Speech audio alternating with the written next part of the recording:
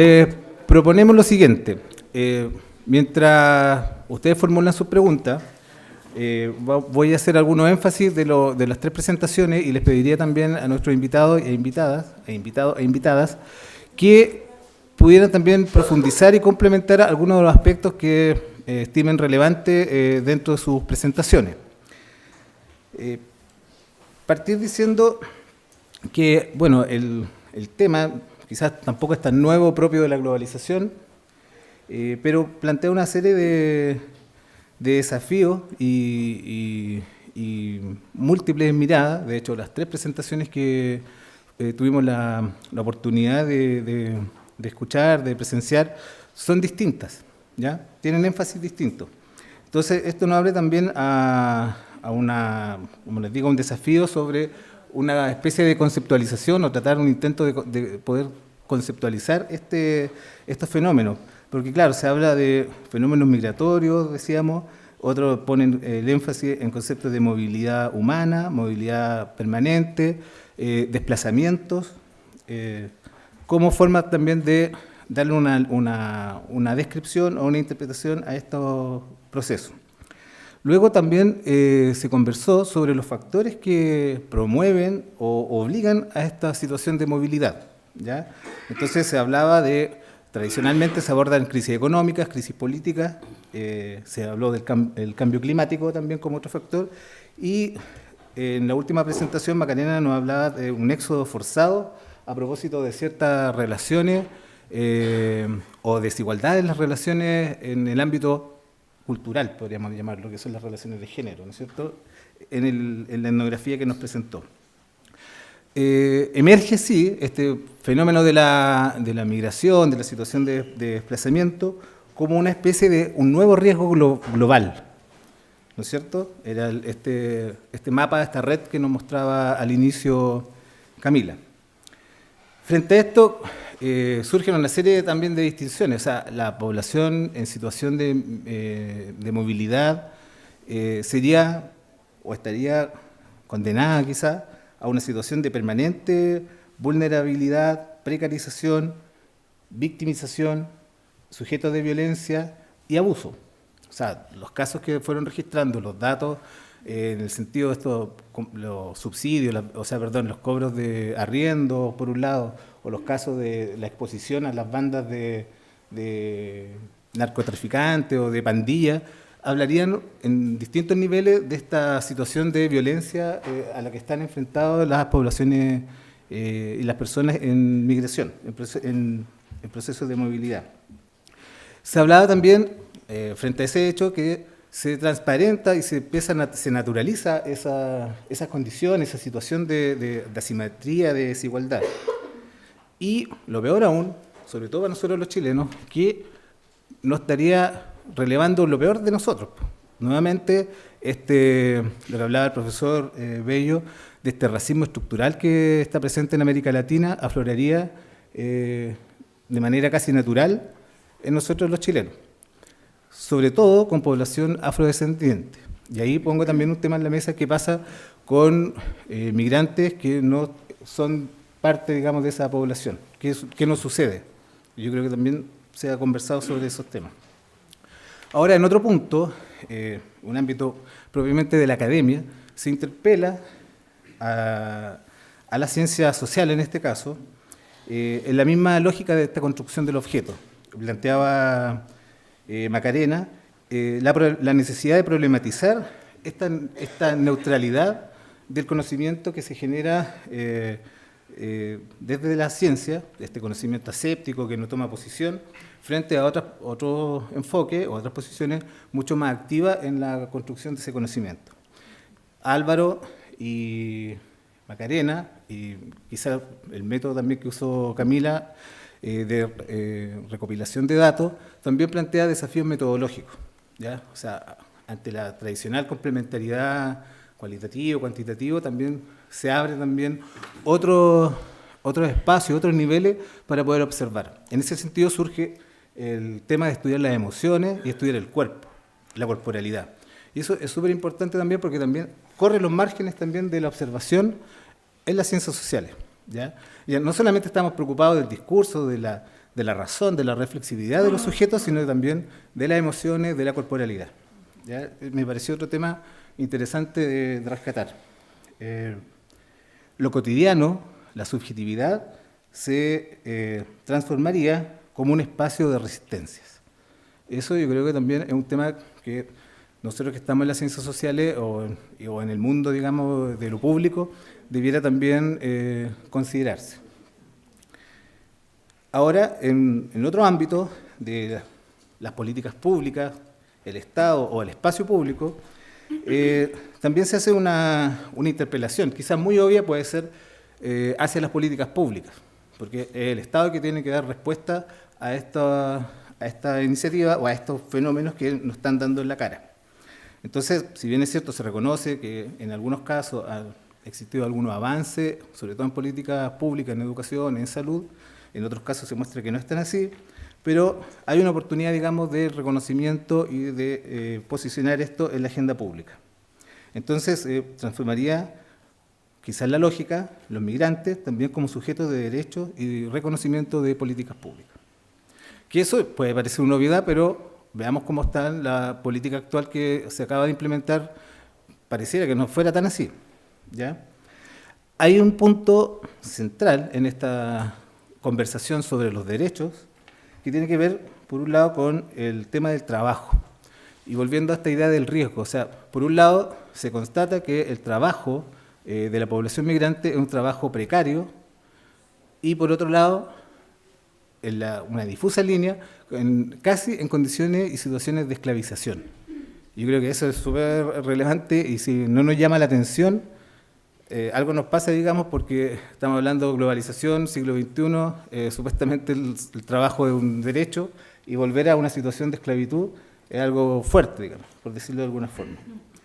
Y finalmente, en esta lógica también de cómo vamos conversando socialmente sobre este tema, lo que planteaba Álvaro al principio, o sea, por un lado, cómo estas investigaciones, cómo este conocimiento que se va generando aporta no solamente al diseño de las políticas públicas, sino también a estrategias comunicacionales que nos haga también cuestionarnos, reflexionar, problematizarnos sobre nuestra relación con el otro, ¿ya? Y ahí yo creo que también, no solamente porque somos migrantes, también está presente las mismas relaciones en esta región con el pueblo mapuche, ¿ya?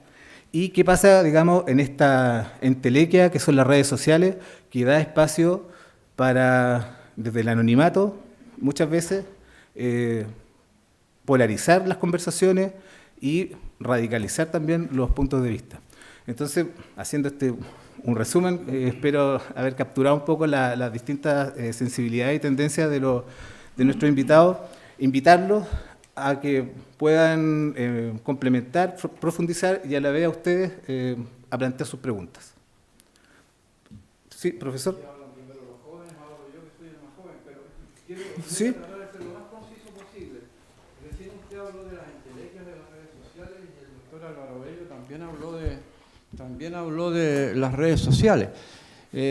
Para mi gusto no son redes sociales, primera cosa. Lo social es otra cosa y se da con presencia física, en mi opinión. Ahí hay redes sociales cuando hay verdad, amistad, hay encuentro, hay filialidad, ¿ya? Lo que quiero explicar brevemente es lo siguiente.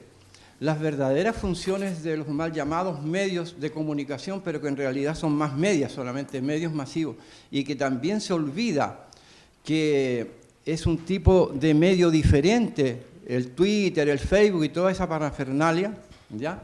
Son las funciones reales de los medios. Control y vigilancia del sistema. Denunciar cualquier atisbo de peligro de ese sistema y que el sistema no cambie. Segundo, que las partes del sistema funcionen óptimamente para que el sistema funcione bien. En Chile, las instituciones funcionan. Frase célebre de un expresidente de la República, ¿ya? Tercero, servir de instrumento de transmisión social y de herencia social de una generación a otra. Y cuarto, propaganda. Entendía esa propaganda como la define Jacques Ellul. Toda la cultura en acción, aquello que los griegos llaman un períbalo, es decir, un ataque simultáneo por todos lados. la señorita, la señorita Camila Ursúa habló de paradoja. Me pareció muy interesante la paradoja que hizo, pero yo quiero que si nosotros mismos nos miramos al espejo, todos los que estamos acá, y mirándonos al espejo decimos que seamos capaces de decir, lo mejor que podría ser es que no hiciéramos este tipo de seminarios. Lo mejor que podríamos hacer es que no hiciéramos tipo de seminarios de frontera. Lo mejor que podría ocurrir es que en Chile no haya una institución y un edificio de la memoria. No sé si me están entendiendo lo que les digo. Yo propongo que nos demos cuenta del mundo en que vivimos, donde estamos metidos en dos mundos valóricos. ¿Ya? El programa más visto en el último tiempo, ¿ustedes saben cuál fue? En Estados Unidos, 29 millones de personas lo vieron. Aquí en Chile no sé la cantidad de personas que lo vio. El casamiento del rey de Inglaterra. No sé yo acá las señoritas cuántas se quedan casar con un príncipe. Bueno, eso ratifica el mundo valórico presente que no murió con la Revolución Francesa. Y ese mundo valórico que se supone que habría muerto sigue vivo, que quiere que volvamos al esclavismo y al feudalismo. Y el nuevo mundo valórico francmasónico también ha seguido con la violencia, con los prejuicios, con las discriminaciones. Lo que tenemos que hacer mirándonos al espejo es crear un nuevo mundo valórico, con una comunicación que signifique solamente una cosa: actos altruistas solidarios de hacer en común. No sinónimo de 100 palabras. Con amor, con aceptación, con dignidad, con respeto por el otro. Y termino diciendo que ya está más que comprobado y genéticamente que somos una sola especie humana. No hay razas, hay una raza. Somos todos con la misma carga genética. Lo demás son diferencias estúpidas: gordo, chico, alto, flaco, rubio, moreno, barbón o no, o lampiño, o pelado y viejo. Ya, eso nada. Gracias, profesor. Atrás hay otra pregunta. Recojamos unas 3, 4 preguntas y después damos la palabra al panel. Buenas tardes, sí. No todavía. Esther Fechi, de la Universidad Austral, soy académica y en la Facultad de Ciencia Económica. Primero agradecer y felicitar y qué bueno que tengamos estos espacios. Estoy de acuerdo que a lo mejor el no tenerlos sería porque no están estas problemáticas, ¿cierto? Pero sí están. Me interesaría mucho saber la experiencia, se me ocurre Camila o Álvaro, por la temática que tocaron. ¿Cuáles creen que debe ser el rol de los municipios? Nosotros estamos como trabajando ese tema. Los municipios en el territorio, ¿qué responsabilidad tienen en esta temática? Si ustedes saben, si tienen experiencia, si han trabajado con alguna municipalidad y que nos cuenten ejemplos a lo mejor de un buen trabajo que han hecho o un mal trabajo que han hecho, porque los ejemplos y todo eso nos ayudan como experiencia. Esa es la pregunta. Tengo otra porque después me voy, pues lamentablemente tenemos que viajar a Valdivia, que tiene que ver con no, dejo esa nomás. Gracias. ¿Alguna otra pregunta? Ahí hay otra. Hola, buenas tardes. Mi nombre es Darwin Pailacura, soy estudiante de Derecho de la Universidad Católica de Temuco. Tengo 2 preguntas. La primera para todos los expositores. En realidad la voy a reformular un poco porque es casi un axioma que vivimos en una sociedad racista y en una sociedad xenófoba. Ya es algo evidente y se ve sobre todo al momento de la precarización laboral, porque hemos naturalizado ciertas situaciones como se explicaba. Entonces, ante eso, mi duda es la siguiente: ¿es posible la integración latinoamericana? Y en definitiva, si esto significaría una concretización de la interculturalidad, porque asumimos que si bien conocemos que existimos distintos pueblos, ¿ya?, no somos capaces de aceptar las diferencias del otro. O sea, hasta el día de hoy, no sé, existe el mito de que las machis son brujas, por ejemplo, o sea, en el pueblo mapuche. Entonces, En definitiva, hay un pensamiento eurocéntrico, ¿ya? Y que está eurocéntrico occidental y que está caracterizado por homogeneizar. ¿Qué tan viable es, en definitiva, a partir de esto, propender hacia la libre circulación latinoamericana, que es un tema que, si bien está en la palestra de discusión hace mucho tiempo por ciertas personas, en la práctica no se ha desarrollado ni desde una política pública ni tampoco doctrinariamente? Y la segunda pregunta para la expositora Macarena. Que más que una pregunta es pedirle que nos diera ejemplos concretos sobre el intervencionismo norteamericano como, a mi juicio, el principal, bueno, junto con el sistema neoliberal, que van de la mano, por supuesto, como el principal causante de todos los problemas que existen en cuanto a migración. Porque la política económica norteamericana es tremendamente racista.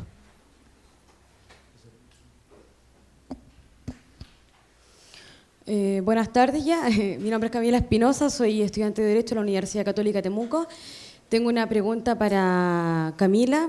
Tú nombraste dentro de tu exposición una de las creaciones que se realizó mediante la nueva ley de migración que entra a regir ya este año y de forma completa el 1 de agosto de este año, que es sobre las visas diferenciadas que se crearon a ciudadanos haitianos y a ciudadanos venezolanos, ¿ya? Tengo entendido que una de esas visas es, no me acuerdo perfectamente el nombre, pero una visa que se trata como turista a gente, población haitiana que quiera venir a estar en nuestro país por un periodo de 12 meses que es prorrogable, ¿ya? Esta visa tiene dentro de sus requisitos que ¿cómo se llama esta cosa? Que esta persona que venga desde Haití no puede realizar una actividad remunerada, por eso digo que se le trata como turista, ¿ya? Entonces, además que dentro de la regulación de esa visa se estableció como límite, tengo entendido, 10.000 personas haitianas que puedan ingresar a nuestro país como tope. Mi pregunta es, ¿realmente es una visa ventajosa para la población haitiana, entendiendo que no vienen a realizar una actividad remunerada? Y mi segunda pregunta es que, ¿cuál es tu opinión respecto al proyecto de ley de migración actual? Eso. Sí. Les pediría que, mientras se formula, que respondan a estas 4 interrogantes y luego damos paso a otra ronda de preguntas. Colegas, está abierto el micrófono. ¿O alguien que quiera tomar la palabra para revertir un poco el orden? Bueno, yo, si quieres. Sí. Bueno, respondiendo a la pregunta que me hizo el compañero estudiante de Derecho, respecto de si es posible o no pensar en una integración latinoamericana y caminar, digamos, a un proyecto de interculturalidad. Bueno, tú me pediste un ejemplo concreto y en realidad, si uno mira un poco la historia reciente de la región centroamericana y hurga un poco, te vas a dar cuenta que en realidad uno de los actores más principales tiene que ver justamente con el intervencionismo norteamericano, incluso en el origen de las pandillas que surgen durante los 80, justo en Estados Unidos, son deportados y bueno, a raíz de eso entonces es el origen de la situación actual que tenemos respecto de las pandillas y el enfrentamiento con el Estado en la región de Centroamérica.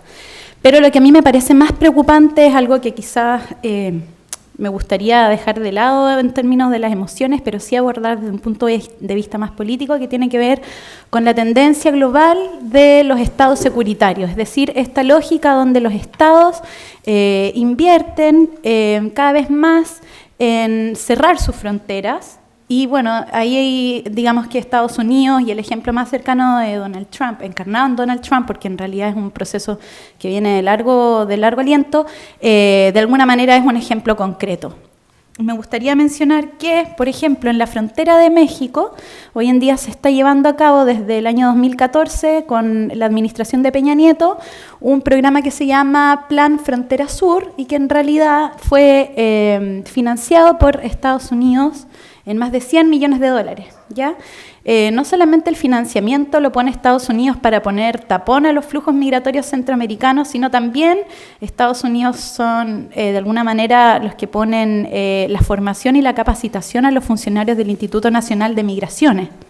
Entonces ahí tú te das cuenta que en realidad los flujos centroamericanos, que son flujos forzados, están siendo detenidos desde la frontera sur de México para impedir que puedan subir, digamos, hasta la frontera norte. Y ahí entonces tenemos un ejemplo concreto de cómo funciona hoy en día el intervencionismo norteamericano, pero pensando en esta lógica de un Estado dentro de un Estado securitario, que de alguna manera implica más militarización, implica la criminalización de la migración sin documentos y una serie de vulnerabilidades a las personas que vienen huyendo de sus países de origen por condiciones de migración forzada. También sería interesante discutir respecto de qué es la migración forzada, porque, por ejemplo, en el caso de la situación de las comunidades haitianas o también de las comunidades colombianas que venían huyendo de la guerra, por ejemplo, en la zona de Buenaventura, etcétera. Ahí también hay una situación de migración forzada, motivada por diferentes problemáticas, sean también desastres naturales u otro tipo de situaciones. Entonces, ahí quizás también estaría interesante volver a discutir respecto de cuáles son los límites y las fronteras difusas que nos implican ciertas categorías, como por ejemplo la migración forzada o la migración económica.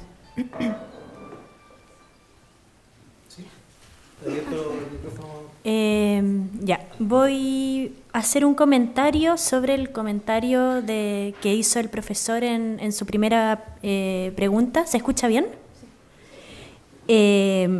La verdad es que sobre el concepto de alguna forma el profesor yo siento que planteó una utopía, que sería la utopía de poder tener estos nuevos valores y una nueva moral valórica. ¿Cuál es el pequeño problema que yo veo con eso? Que seguimos en un mundo en donde estamos solicitando o pidiendo a gritos muchas comunidades ciertos valores, cierta moral, y lo más probable es que todos los que están aquí, si es que están aquí, es porque creen que hay que trabajar con migrantes, porque creen en la inclusión social, etcétera. Sin embargo, no estamos considerando que estamos en una época fraccionada de heterotopía más que de utopía, donde la utopía de unos, la verdad es que es el peor enemigo de otros, y eso se está visualizando sobre todo aquí para llevar directo a Chile, en el feminismo, donde el feminismo está pidiendo la utopía de la igualdad versus otra sociedad que cree que efectivamente la mujer tiene un rol dentro de la sociedad, y eso se está repitiendo y se está reiterando en diversos tipos de discursos. ¿Cuál es el tema? Que todos estos discursos se han estado encarnando en redes sociales, y efectivamente el rol de las redes sociales es un rol prioritario dentro de la información que recibe la gente y del debate público. En ese sentido, bueno, yo sí siento que es momento, sobre todo con la digitalización que tenemos, de replantearnos lo que estamos comprendiendo por sociedad. Creo que esa es algo que tenemos pendiente, lo que estamos entendiendo por comunidad también, las comunidades digitales, las comunidades virtuales, porque precisamente, por ejemplo, los migrantes, la red social es la pata que más tienen conectada a su país de origen, y mediante las redes sociales es precisamente cómo conversan con sus familiares. Recuerdo cuando trabajaba en el SJM también, un gran proyecto de alfabetización digital que teníamos para migrantes, donde enseñábamos básico, Word, Excel, cosa de que la gente pudiese trabajar en secretaría o pudiese poner en el currículum manejo nivel medio de Word y Excel. Y las personas se sentaron en el computador y todas pidieron a gritos Skype y Facebook, porque necesitaban hablar con sus hijos, porque necesitaban conectarse con sus familias. Y ahí nosotros nos damos cuenta muchas veces de cómo las políticas sociales, aunque nos llenemos la boca de discursos o los programas en estos casos, discursos de que hay que generarlos dependiendo del contexto y de que en verdad la gente debería darte el feedback, aquí nos encontramos de tope con cómo no estábamos asumiendo las verdaderas necesidades de los migrantes dentro de la comunicación. Yo creo que es bastante relevante dentro de este mundo tan heterotrópico. Y de hecho también voy a tomar un poco ese dato con la persona que preguntó sobre la comunidad latinoamericana. Creo que es muy, muy relevante poder pensar en cómo podemos convivir con distintas utopías, más que generar una única utopía valórica, porque una única utopía valórica lo que me da miedo es que se transforme en una especie de dictadura valórica, donde finalmente va a haber un modo de vida, una forma de vida que se va a imponer al resto y que no me gustaría ver por lo menos en el mundo donde yo esté viviendo.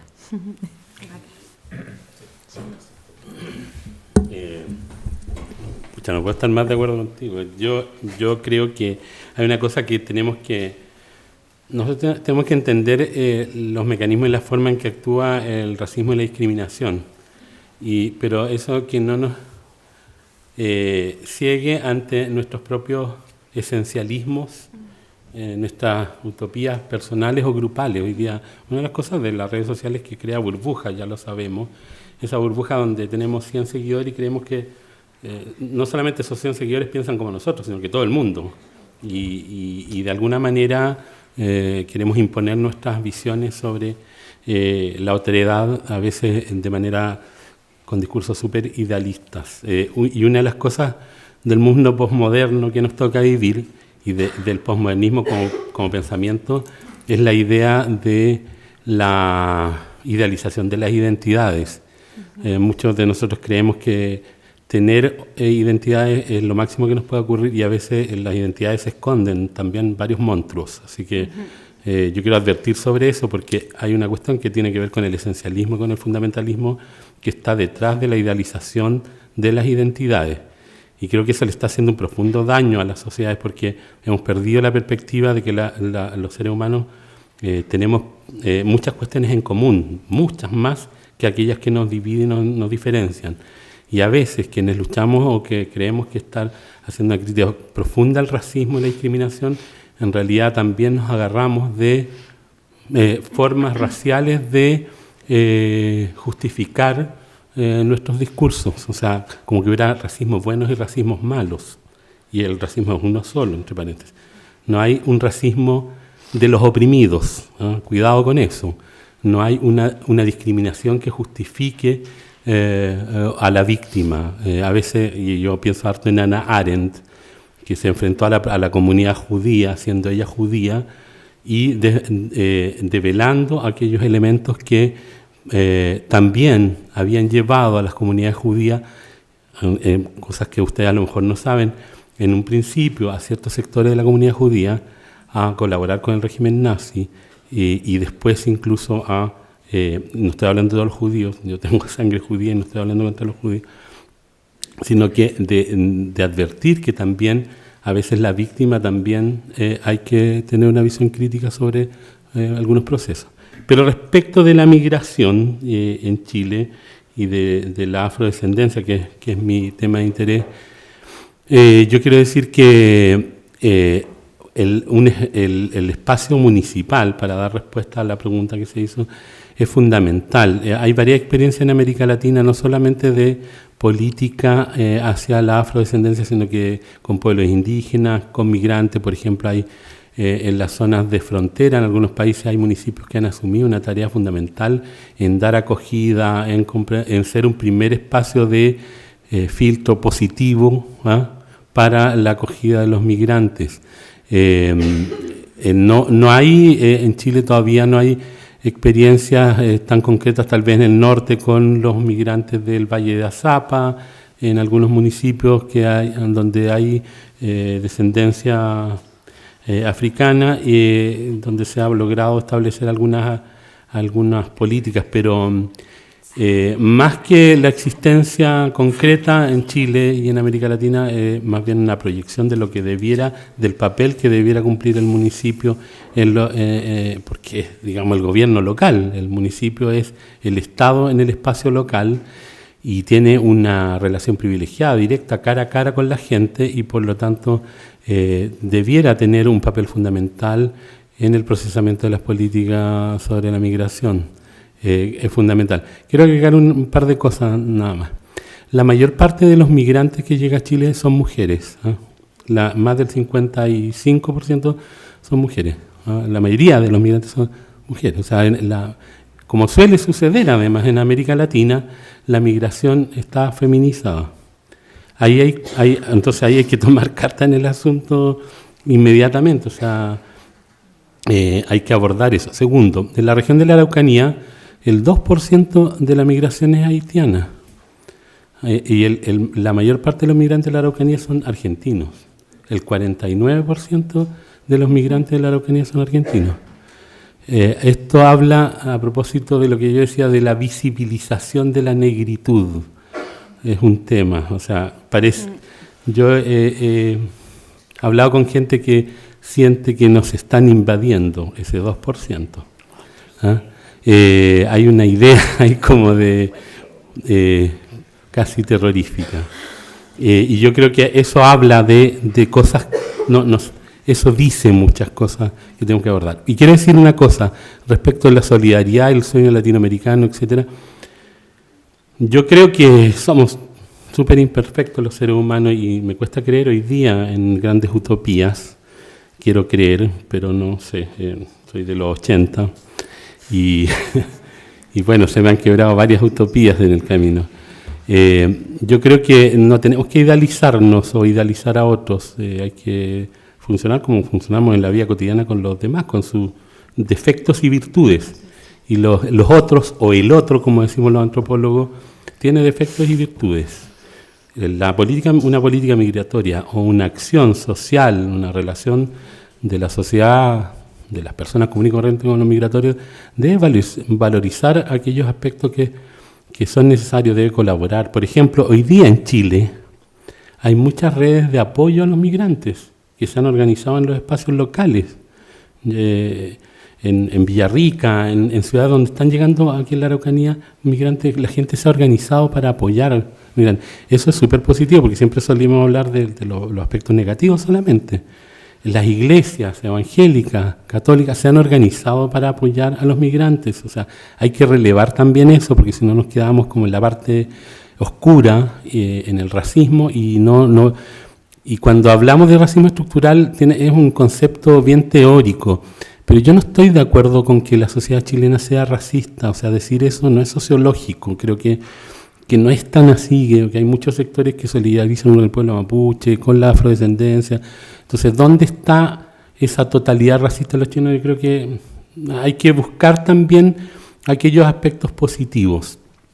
Y segundo, o tercero, o cuarto, ya no sé, creo que una de las cosas así como de las acciones cotidianas que debemos hacer, y yo me he dado cuenta que nos cuesta mucho, es conversar con los migrantes, es hablar con ellos, es como hable con ella. Creo que una de las cosas que no hacemos, que los vemos desde lejos, no entendemos quiénes son, qué hacen, cuáles son sus vidas, qué necesitan, etcétera. Y si cada uno de los que está aquí, y su familia, etcétera, como en una red, pudiera hacer ese trabajo, yo creo que es un avance. Mientras quienes tienen el poder político, mientras toman las decisiones, hacen una agenda de la migración, nosotros podemos hacer otras cosas. Los estudiantes, por ejemplo, las organizaciones de barrio, etcétera, tienen ahí una labor tremenda y en colaboración, por ejemplo, con los municipios, con otros grupos. Yo, en este sentido, creo que Chile tiene experiencia de una historia migratoria antigua. Para los más jóvenes, no sé si ustedes saben que a los migrantes de Siria, del Líbano, les decían turcos, porque esos países que hoy día están en una situación terrible, estaban al alero del Imperio Turco Otomano. Entonces, para salir de allá y venir a Chile, les timbraban un pasaporte turco y cuando llegaban a Chile eran turcos. Y hay historias diversas en ese grupo. La comunidad palestina más grande del mundo fuera de Palestina está en Chile. Hay una comunidad coreana tremenda en Chile también, China, colombiana. En Antofagasta el 15% en la región de Antofagasta es colombiana, el 15% de la población. ¿Ah?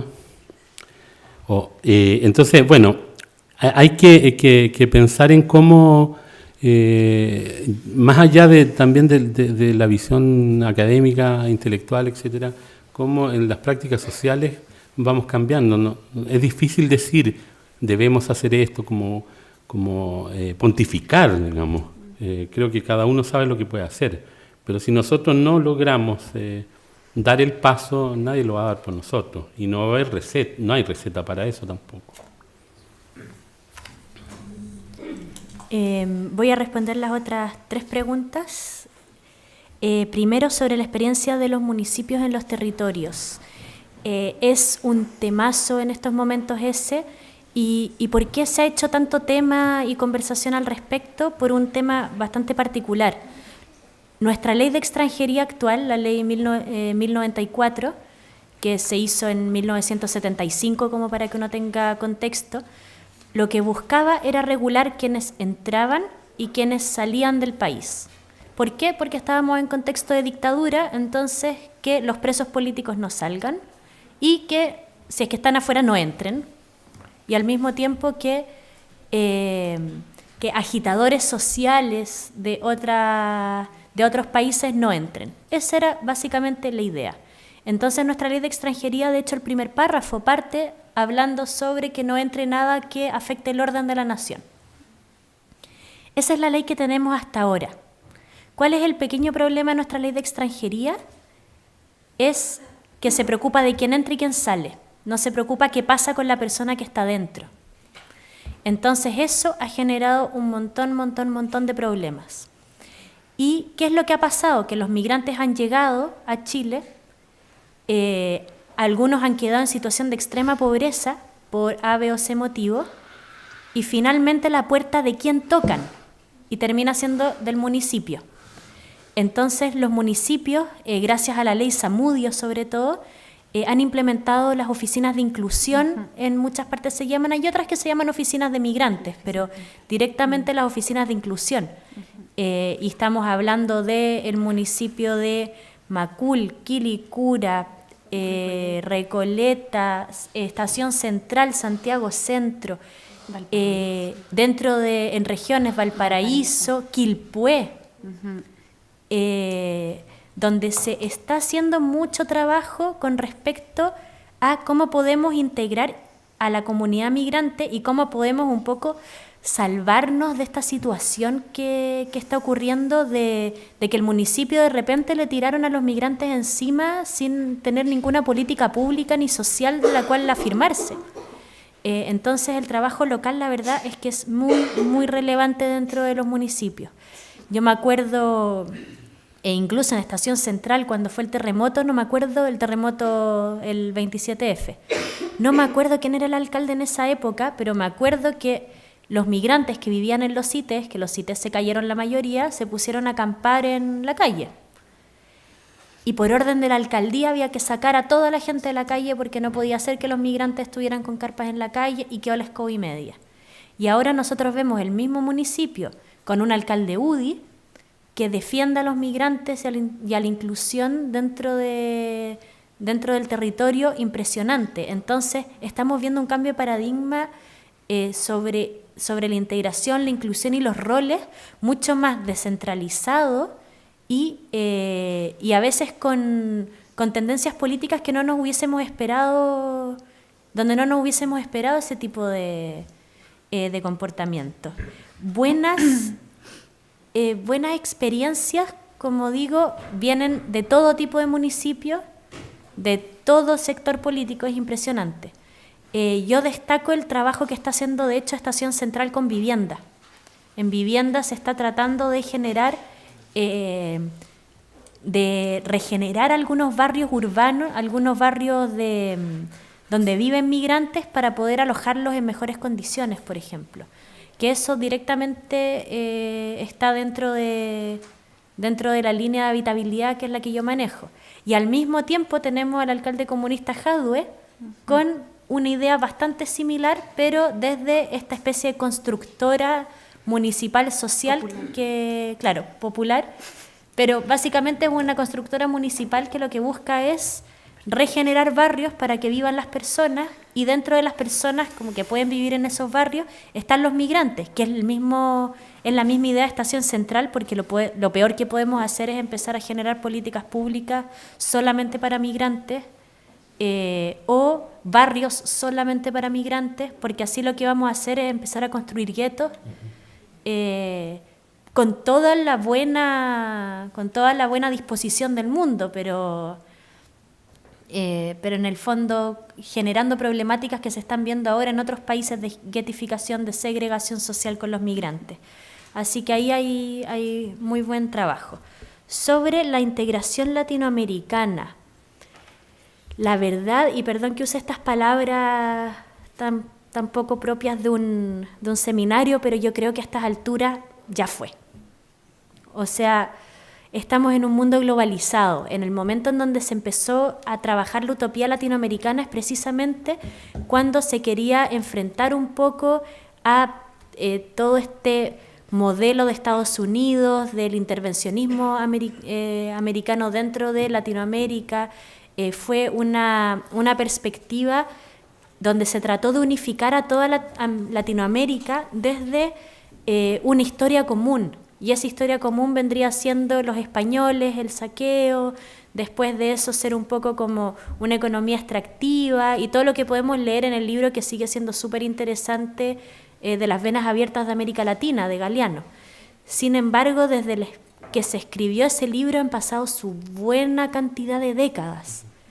Y yo creo que estamos en un momento en donde empezar a pensar en la sociedad latinoamericana como si fuésemos más encima una sola cultura, que a mí me parece siempre medio peligroso. Yo estuve en una pasantía en Estados Unidos un tiempo y tuve la suerte de tener compañeros de todas partes del mundo. Y me acuerdo una compañera africana con la que me hice muy amiga, de Sudáfrica, me decía: dime por favor que ves Narcos. Y yo, no veo Narcos. A la serie. La serie Narcos. No, la serie Narcos. Y yo, no la veo. ¿Qué? Me dijo, es que necesito que me expliques si es que tienes que verla, porque necesito que me expliques si es que efectivamente eso pasa en Latinoamérica. Y yo le decía: tú cachai que yo no solo no soy colombiana, sino que estoy a 6 horas y media en avión de Colombia. O sea, y ella misma me decía: sí, pero eres lo más cercano a Colombia que tengo en mi vida. Entonces, básicamente, me lo tienes que explicar. Y ahí entramos en toda una discusión donde yo le decía: tú cachai que es como que yo te preguntara sobre qué está pasando en Uganda a ti. ¿Qué tenés que ver tú con Uganda? Y ella me decía: sí, tenés razón. Y en el fondo, cabemos un poco en ese tipo de estereotipos cuando tratamos de unificarnos todos, porque incluso yo lo que siento muchas veces, quizás aquí que estamos en Temuco es un tema un poquitito más sensible, pero cuando hablamos de indígenas en Chile se habla el pueblo mapuche y estamos pasando máquina con una cantidad de otros pueblos, y al mismo tiempo cuando hablamos de identidad latinoamericana estamos pasando máquina por una cantidad de culturas distintas. Solamente en Guatemala se hablan más de 1000 idiomas, o sea, más de 100 idiomas. Entonces, empezar a hablar de identidad. Y lo otro es que efectivamente, dentro de los movimientos de gente y de las dinámicas migratorias sur-sur, eventualmente vamos a empezar a recibir migrantes de otras partes del mundo. Tal como ya hemos tenido, como bien decía Álvaro, tenemos una cantidad grande, o sea, la comunidad palestina que vive en Chile es gigante, la comunidad siria, todos los mal llamados turcos, que es un poco terrible porque se venían escapando del imperio turco y les pusimos turcos acá. Pero todo eso es una historia de migración y es una historia de diferencia y es una historia de otredad y es una historia de distinciones que no podemos dejar de tener. Y cuando empiecen a llegar, ahora llegaron los refugiados sirios, cuando lleguen refugiados de la República Centroafricana, que en estos momentos tiene la SCOBY media con la migración, va a empezar a llegar otros. Y yo tampoco me atrevería a llegar y hablar de una identidad latinoamericana y dejarlos a ellos tan fuera, porque creo que ahí estamos generando una distinción que para ellos es un poco complicada. Y por último, el tema de las visas a los haitianos. Ahí tienes una pequeña confusión con las visas. Y no te preocupes, es lo mínimo, es parte de. Sí. Las medidas administrativas que se tomaron dentro del gobierno fueron varias. Dentro de esas medidas administrativas se va a pedir a los haitianos que entren a Chile con visa consular. ¿Qué significa eso? Que los haitianos que quieran venir a Chile como turistas, antes podían entrar sin visa. Podían entrar como cuando uno entra a Argentina solamente con el carnet de identidad. Ahora, esos mismos haitianos van a tener que pedir una visa en el consulado y de ahí poder entrar, que es un poco lo mismo que nosotros tenemos con Estados Unidos, por ejemplo, que tenemos que pedir la visa antes de entrar y que se tiene con un montón de otros países y cosas. ¿Cuál es el tema de eso? Esa visa dura 2 meses y no permite trabajar a los haitianos, efectivamente. ¿Pero por qué? Porque es una visa de turismo consular. O sea, la persona que pide la visa de turismo consular, que creo que al día de hoy eran 72 personas que la han pedido, es porque vienen a hacer turismo a Chile, no porque vengan a trabajar. Por lo tanto, no corresponde que se pida permiso de trabajo para una visa de turismo. Aparte, se generó otra visa para haitianos y una visa para los venezolanos. La visa para los venezolanos es la visa de responsabilidad democrática, que cae dentro de la denominación de visas humanitarias. Las visas humanitarias se entregan cuando un país tiene una situación lo suficientemente frágil como para que tú como país entonces los acojas dentro. Y para Haití se hizo otra visa humanitaria, que esa es la visa humanitaria que se llama visa humanitaria de reunificación familiar. La visa humanitaria de reunificación familiar es la visa que tiene un cupo de 10.000. O sea, como turistas podrían entrar infinitos haitianos. Pero por la visa de reunificación familiar pueden entrar solamente 10.000. ¿Para quién es esa visa? Para haitianos que se encuentren en Haití, que quieren venir a Chile teniendo familia ya en Chile. O sea, por ejemplo, un papá que quiere traer a sus hijos, un papá que quiere traer a sus propios padres, a su señora, etc. Y ese tiene un cupo de 10.000.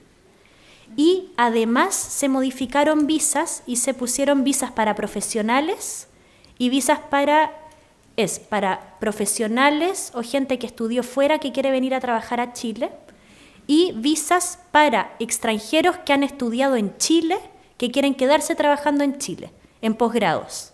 Todos los migrantes, sin importar la nacionalidad, pueden optar por esas visas. Entonces, eventualmente un profesional haitiano con su título podría tomar la beca de oportunidad laboral que se llama, que es la beca que le permitiría venir a Chile y viajar, que no tiene ni cupo, ni tiene número de meses, ni nada por el estilo.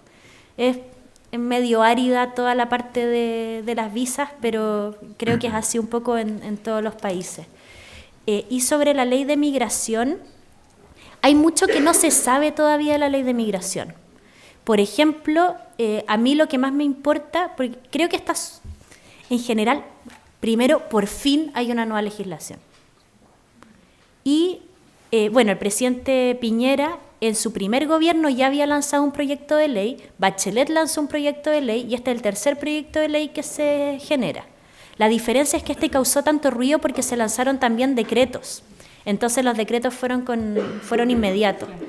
Sin embargo, yo te puedo decir que esta es la mejor de los 3 proyectos de ley que se han lanzado, por lejos.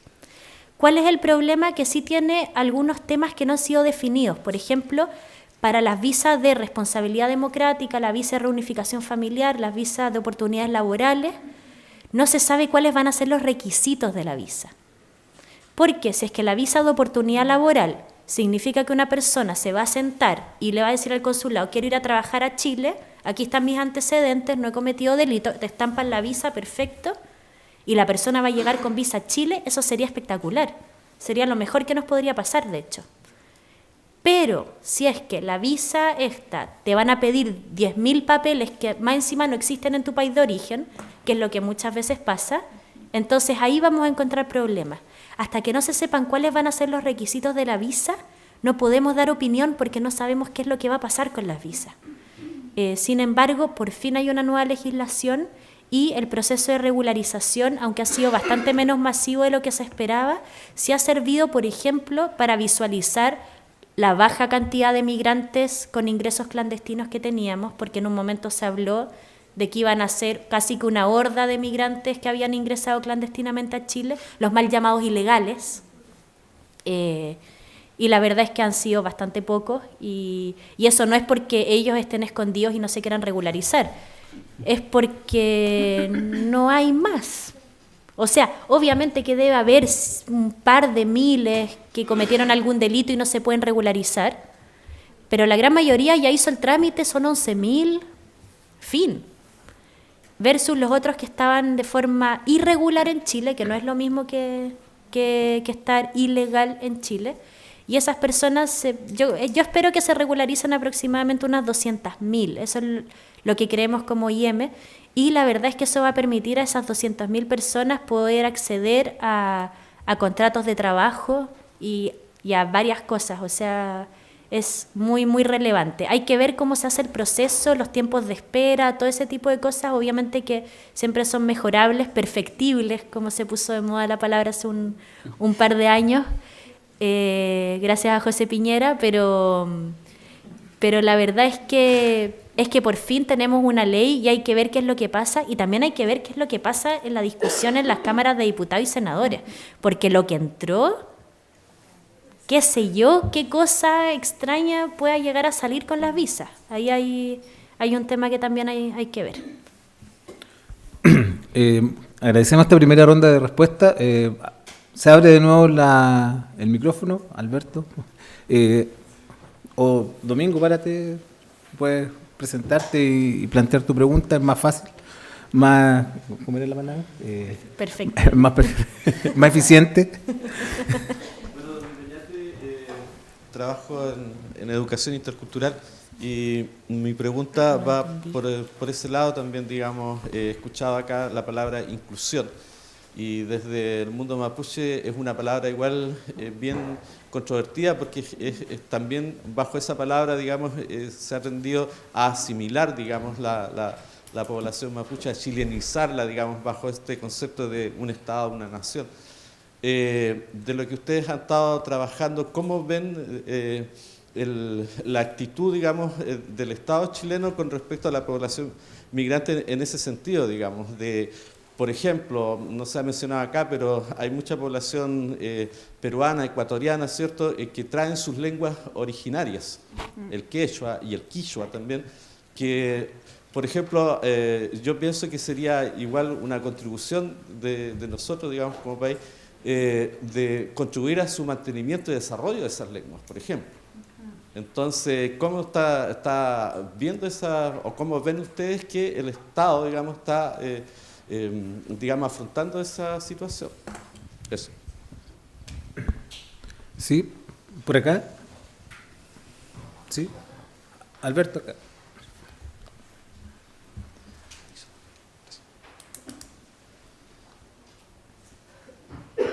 Gracias.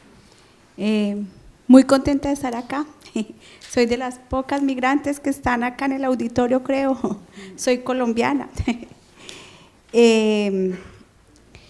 Mi pregunta va relacionada un poco con el tema de la educación intercultural, pero más mirada hacia la infancia y la adolescencia. Como qué ejes debería tener una propuesta o que se ha ido trabajando.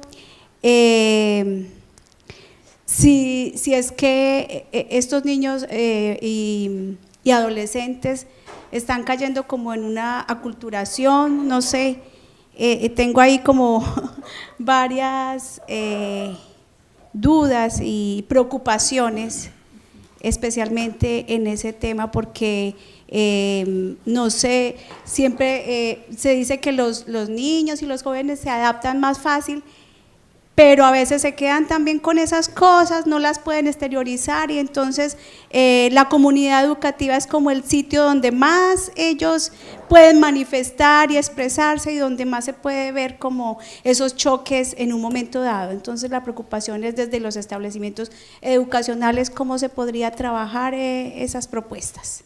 Gracias. ¿Alguien más quisiera preguntar? ¿Tú? ¿Acá? ¿Sí? Es que atrás.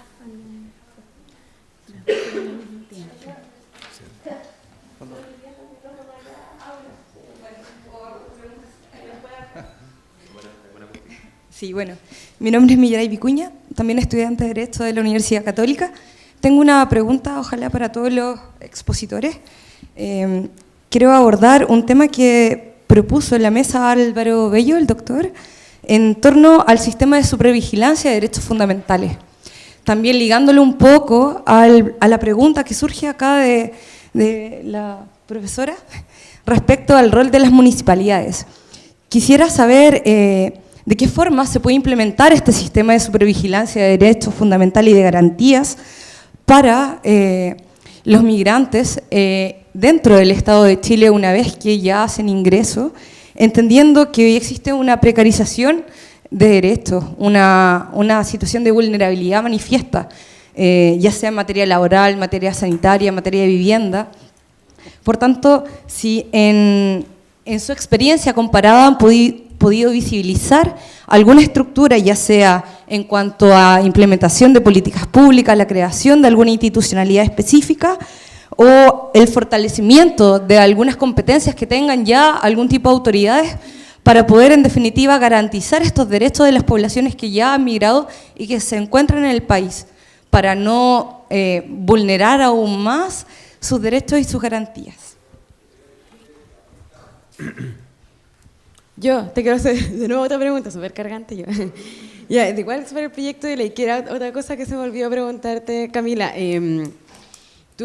Bueno, gracias primero por aclararme lo de la confusión de las visas. Y segundo, tú dijiste que hay un trato distinto, por ejemplo, sobre tipo de visa por nacionalidad, ¿cierto? La que se va a ser otorgada a la gente que es de nacionalidad venezolana, de nacionalidad haitiana, pero tengo entendido que también los precios de las visas va a ser de acuerdo al tipo de nacionalidad dentro del proyecto de ley. Y también tengo entendido que los papeles que se van a solicitar para adquirir las visas también va a ser por clase de nacionalidad. ¿Por qué menciono esto? Bueno, para como contextualizar, en una charla que existía en la Gobernación se mencionó justamente que para poder adquirir la visa de oportunidad laboral que se va a implementar, se le pedía, no sé, por ejemplo, a la gente que era de Colombia, un tipo de papeles, a la gente que era de otra nacionalidad, venezolano, otro tipo de antecedentes. Entonces, dependiendo de la nacionalidad, te iban a pedir ciertos requisitos respecto a antecedentes penales. ¿Es discriminatorio esto o realmente es necesaria esta diferenciación de nacionalidad para la gente migrante que va a ingresar a nuestro país? Eso. Sí.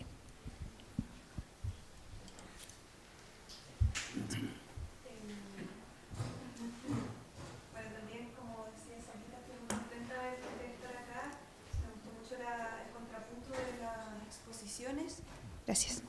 Y tengo unas dudas muy concretas, en realidad, como súper específicas, que se pueden responder fácilmente.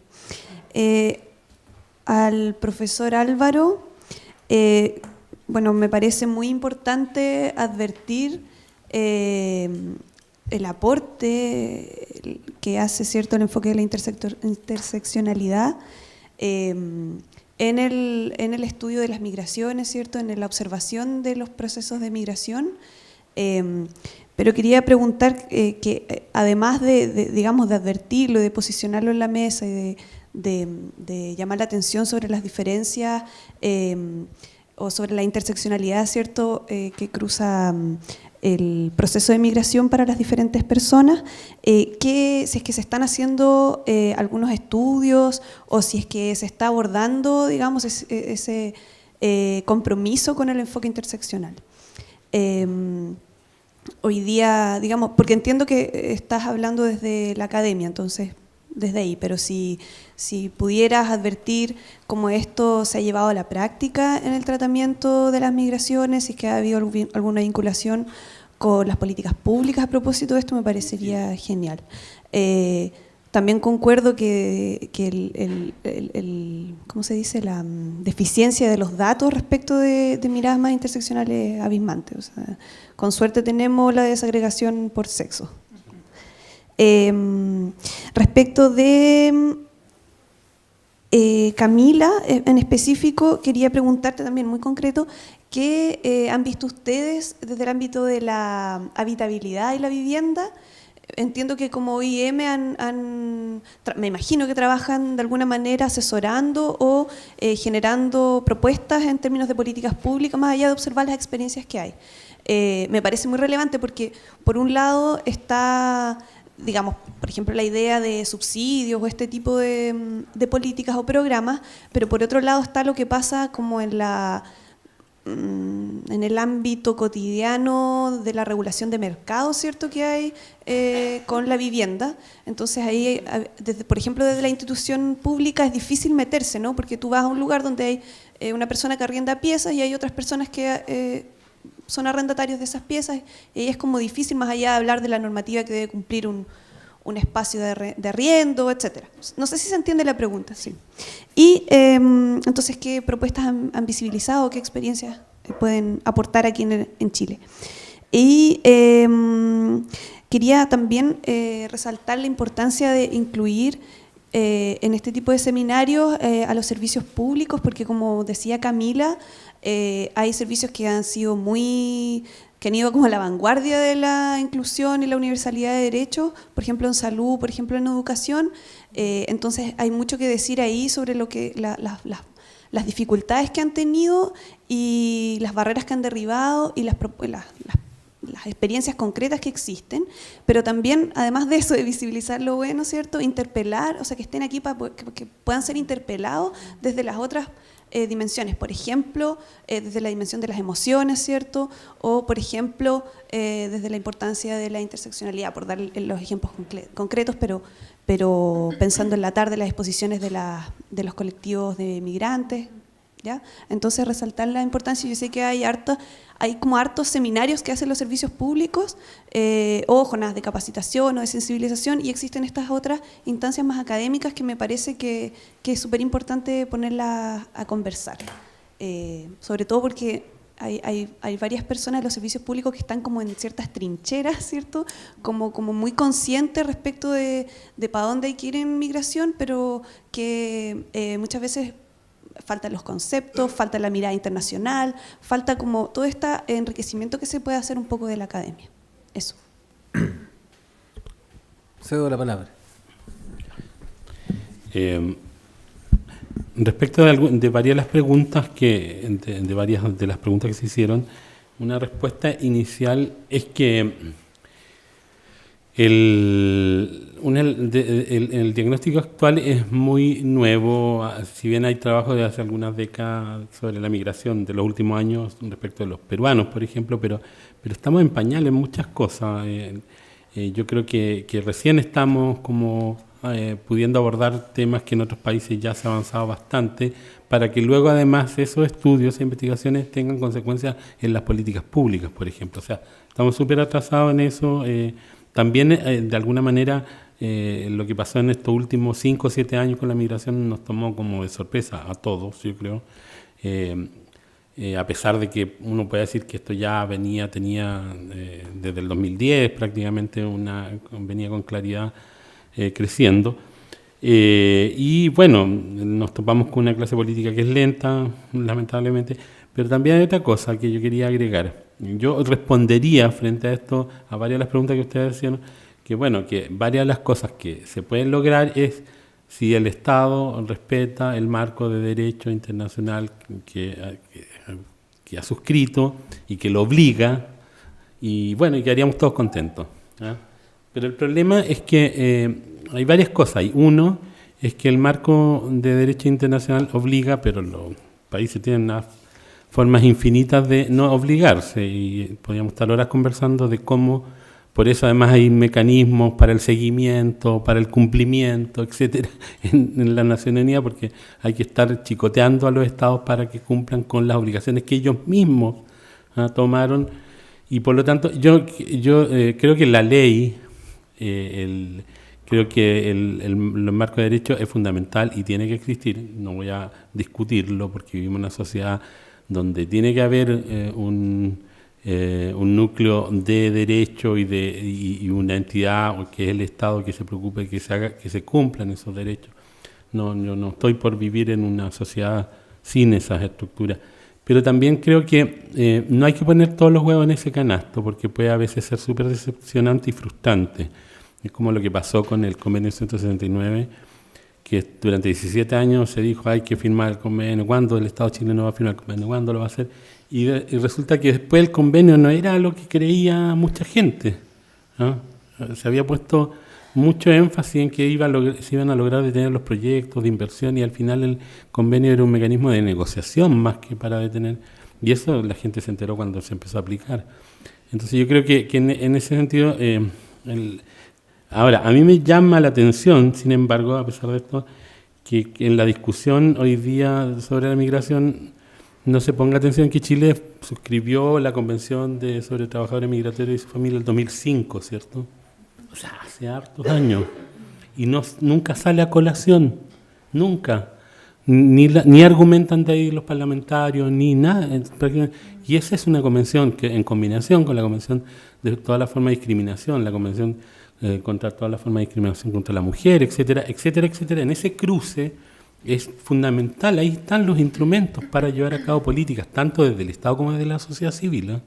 y como además como un núcleo para la exigencia de derechos, ¿eh? Entonces, creo que también aquí hay una cuestión que tiene que ver con avanzar en temas de la difusión, de la información respecto de que aquí no hay que crear cosas de la nada, sino que el mismo Estado chileno ya ha firmado cosas que lo obligan y que hay que exigirle que las cumpla. Eso en primer lugar. Pero mientras tanto hay que hacer otras cosas, no quedarse a esperar que las cumpla, porque eso es lo que digo yo, sino que ponemos todas las esperanzas en que la ley es una cosa maravillosa, en fin, que va a resolver todo, y no siempre es así. Respecto de